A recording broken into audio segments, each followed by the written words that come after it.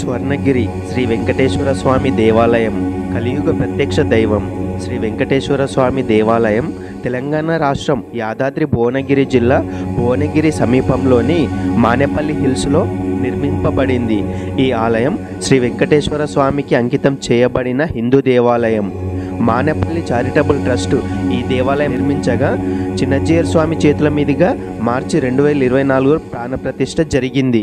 పల్లవ, విజయనగర, చోళ, చాళుక్య శిల్ప రీతులతో ప్రాకారానికి 4 వైపుల 4 రాజగోపురాలతో విశాలమైన మండపాలతో 5 అంతస్తుల విమాన గోపురంతో కూడిన గర్భాలయంలో 12 అడుగుల ఎత్తైన శ్రీ వెంకటేశ్వర స్వామి విగ్రహం నెలకొని ఉంది.